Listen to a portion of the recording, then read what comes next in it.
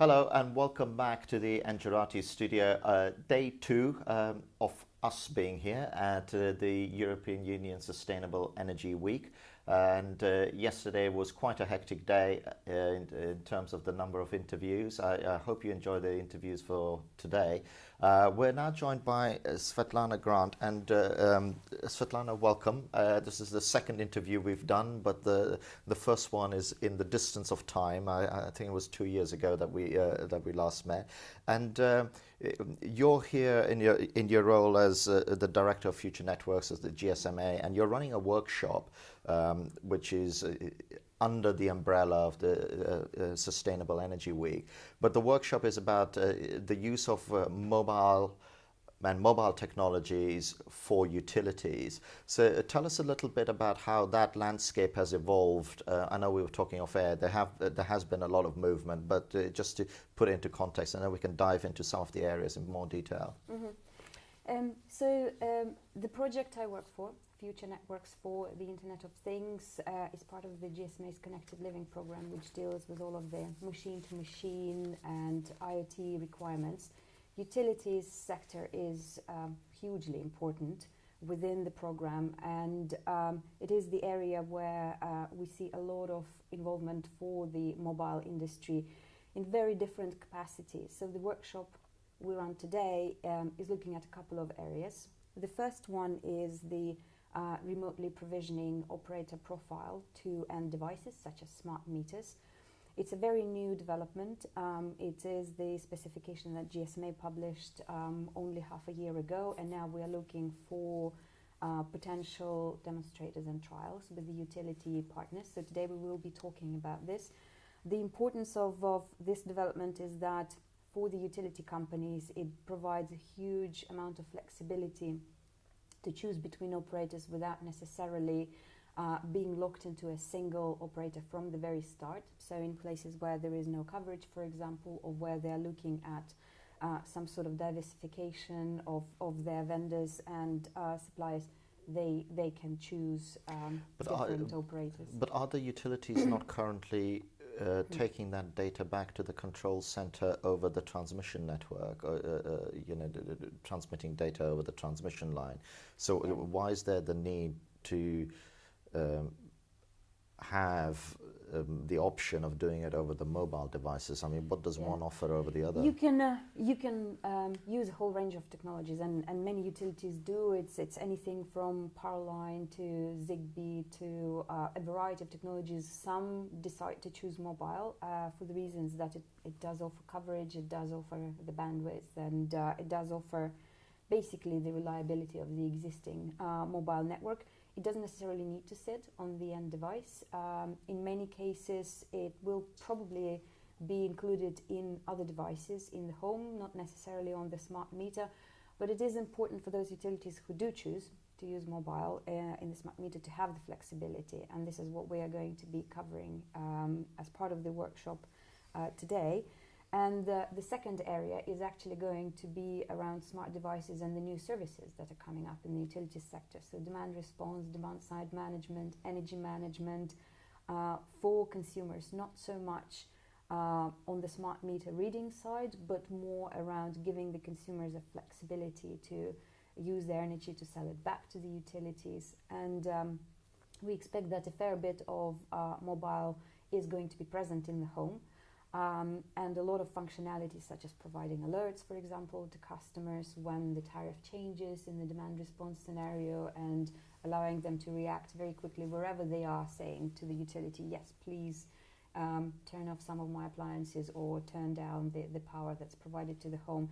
So mobile is going to be a pretty integral part of that, and this is another part of the discussion that we're hosting today, is to understand what needs to be done to set up the ecosystem of companies that will be providing these services, because really there is a huge need for something like demand response, because the number of renewables is growing, and there is pressing needs, as all of the solar panels are being installed and wind turbines. I mean, all of this needs to be supported by the utilities to manage the load on their networks. And when you look at that, and we were talking about that yesterday in a few of the interviews, my sense is that the utility sector is slow to play in that field. I mean, when we're seeing moves from other companies outside of the utility sector, like Google buying Hive, for example, I mean, I know in the UK, British Gas are doing a pretty good job of turning themselves into a services company, but that's not a macro trend. That there's still very few isolated things. So in everything that you're doing, I mean, isn't there a danger for the utility sector that, let's say we put all these standards in place, it just makes it much easier for someone outside of the sector to provide the demand response, because in a way you don't really need the utility. No, you don't. And there is a discussion right now, do you need to use the smart meter generally as part of this demand response service? You're right, it's not really in the utilities company's DNA to be a fast goods gadget type of provider, which in many cases demand response isn't going to be. However, it will be part of that ecosystem of smart devices, and that's the sector that's very fast moving. The changeover in tablets and phones is 2 to 3 years, whereas if you look at the meters, they tend to be in place for 15, 20 and more. And that's really the struggle for the utilities companies, is to change their mindset and not view the customer as the rate payer, but actually view a customer as somebody who does have a choice and can be a willing participant given the flexibility to make a choice. And I do think that you're right, some utilities companies like British Gas, through partnerships and through setting up the internal units dedicated to the services, are already actively participating. But there are some that are much smaller, and they don't necessarily have the kind of the flexibility to quickly develop the services. They also don't necessarily want to be the trailblazers and start off with a service that will then change after the big utilities have the discussion of what the standards should be and so on. So there is a lot of wait and see attitude as well. And hopefully it's going to start changing. It needs to change because of the market changes, really. They're pressed into I think it's one of those things as well, where as more and more standards are put into place, and the work that you guys are doing, the publishing of the standards, and those standards get adopted, it becomes much easier for someone to come in. I was talking to someone else, and they're saying, well, actually, you don't really need the smart meter, this point that you were making, but there are devices now which you can clip onto your mains that sense how much electricity is coming in, and it's a bit skunk works, but you can join it up, and it just takes someone to actually make that a lot easier. I mean, we all go back to when the first routers were being shipped. A technician had to come and do it for you. Now they get shipped and no technician turns up. People post it to you. These things become easier. And then that's just me rambling now. But the question I wanted to ask you is, what is in that standard that you put out? Can we dive into that a little bit? Yes, generally there is work on standards that's been done within the European Commission and various standards bodies such as CEN, as ETSI. It does need to be done because the interfaces between smart meters and many other devices need to be standardized, because effectively you need to be able to bring any type of device and install any type of device in the home and make it work with whatever you already have in place. So standards are hugely important from that perspective. And similar to the specification that the GSMA developed for the remotely provisionable SIN, for example, the same thing. There are already proprietary solutions in the market. It just means that for every single player it's going to be different, which means that the cost is going to be higher. Inevitably, if it is a proprietary solution, you have to put a lot of money, and the suppliers need to put a lot of money into developing this particular solution, rather than creating an ecosystem of companies that can all come up with standards-based equipment. So it's a matter of cost, it's a matter of choice. And that's why the work that we're doing may not be glamorous. Standards work rarely is, but hugely necessary. No, it is, and you were also saying that now that it's complete and you're running the workshop here, you're looking for a company to be the first case study of using it. Are there companies around the corner that you think will take it up? Yeah, I think so, and we'll probably in the next 6 to 9 months we'll be able to come up with some maybe not announcements, but definitely talk a little bit about who is involved. At the moment, we're discussing with different partners from the utility sector, from mobile operators and equipment manufacturers, about who can participate in trialing the GSMA-based remotely provisionable SIM.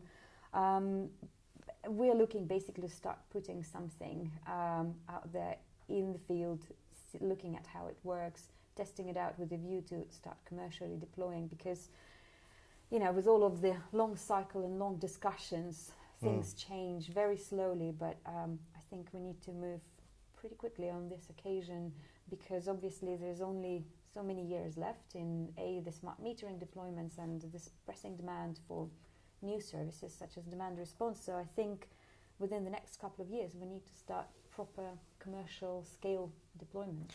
And if I again press you on the business case, because we've done quite a number of webcasts on Engerati where people say, well, actually, we're sorted, we are transmitting the data over the power lines, it's secure end to end, and that's all we're interested in.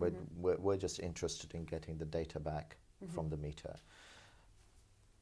That's the conversation. Yeah. What I'd like to do is give you a platform to argue against that and give a vision of why mobile, because there will be companies sat there, well, hang on a minute, I've just done all this work. Why should I even look at this? So there are two issues here. The first one is, I think the biggest business case is for going for MR, so for the meter reading, because it's the automation process. It just changes the economics for the utilities companies hugely, and so a lot of them went for that. In some markets, Italy, Sweden, it's been done for years now. That's fine.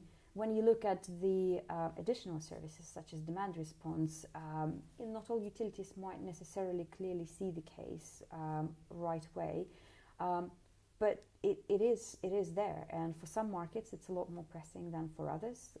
Growth of renewables is a very clear driver for that, and actually the faster the utilities companies prepare for it, the better they'll be able to react, rather than facing the situation that's a crisis effectively sometime down the line. So I think quite a few have already developed their business cases for the new services, around generally services for the connected home, services, whatever, boilers and so on, but also adding technology and providing something for the consumer. For mobile involvement in this, which is the second issue, there is a place for every technology, I think, in this whole connected home, connected smart meters scenario, and mobile already has a huge place. It's already very widely used in the wide area networks to the concentrators, and for some utilities, rather than try to build that last mile or that last stretch of the road based on some other technology, it does make sense to actually use mobile. So that's the decision that was made in the UK, for example, where part of the contract went to the mobile operator and the combination of mobile and mesh technologies. So it does make sense for some. It depends really on the legacy investment. It depends on who the parent company is. It depends on the capability to run the network, because ultimately, if you build your own, you really need a team of network specialists in-house running this network and maintenance and so on. And they need to think, about the technology changeover, which does happen, not as frequently for the utilities as maybe in some other sectors, but it does happen. And so that's a huge investment, and it's a huge expertise that needs to be built in-house. Not everyone really wants to do it. So there's a whole spectrum of those who are looking at, platform-based solutions, and mobile operators are basically a player there. And do you think we'll get new service providers coming out? I mean, we did a webcast recently with a company called Validare in Norway, who are looking to do all the smart meter data work and the rollout for, I think they've now signed up like 40 odd of utilities. So you know, that's again a new type of business model that didn't exist before. Rather than every utility having to do exactly the same thing, you have a sort of more of a SaaS-based solution to the whole thing. I think there's definitely going to be new players, because it's a huge change of the way the market works. So inevitably, when the markets are open, you get a new host of players. It happened in the mobile with the appearance of mobile virtual network operators. It happened in the internet with DSL, ISPs, and so on.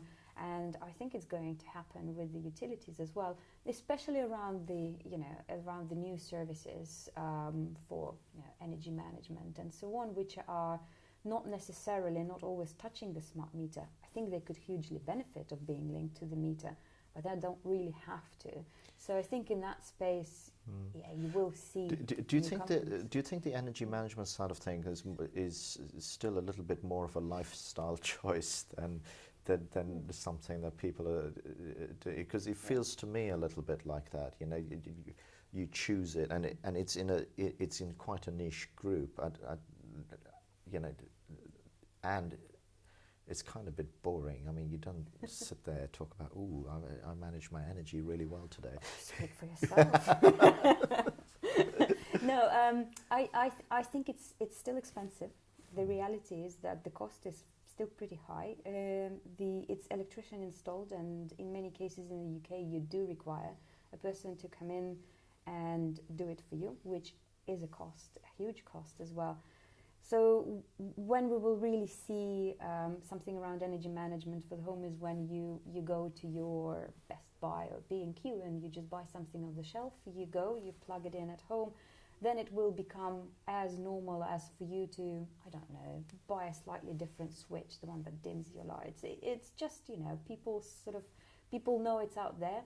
They can see it work for their neighbors, for their friends, and they go and get it themselves, because it sort of makes sense. You don't necessarily save a huge amount of money, but you save some. But that's the issue, though, isn't it? Because at the moment, I mean, I know British Gas have just done this, and they've said a bit like the mobile thing. You take this tariff, and we'll give it to you. Because, I mean, again, we're looking for the information, but I would imagine the reason why you do that is people aren't buying it. So that's one thing. And then when you buy something like that and say 300 quid, take you 4 years to get it back, won't it? No, I don't. It'll take much less time to to get it back. But you're right. I mean, there's been a lot of studies on the actual savings for the consumers, and some of them are fairly small. Some of them are pretty significant. It really depends on how you structure this incentives program and how you keep people re-engaged, because people tend to kind of fall back into bad habits and leave their lights on and keep their boiler running even though it's plus 25 outside. Things like that happen all the time. You need to keep re-engaging, and if you do, then the savings will keep coming. So that's the good thing. And the main thing is actually introduce some sort of level of automation, rather than you as a person remembering every day to kind of go and turn off your lights off and don't forget that. And that's where the mobile networks can come in, can't they? And that's where the automation bit is, where all of that can be done remotely. If you forgot, you can still do it outside of your house, so on your handset or tablet as your control device. So that's a huge bit around home monitoring. But also generally there is a lot of really exciting stuff going on around creating algorithms for human behavior. If you leave your home, automatically lights switch off, in certain rooms, things like that. I mean, they might seem like futuristic scenarios, but they actually will be, I think, widely available in a few years' time, because that's where the new industry, with Googles and Apples, is actually already heading.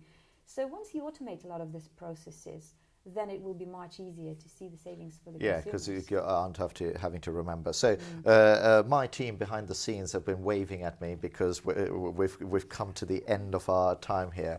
Svetlana, again, it was a pleasure talking to you, and we meandered around a little bit, but we'll put an article around it, and hopefully we can share offline some of the standards work and attach it to this interview. I think that'll be a good thing as well. So thank you for joining us. Thank you as well for watching. And it's another interview from the EU Sustainable Energy Week. Thanks again.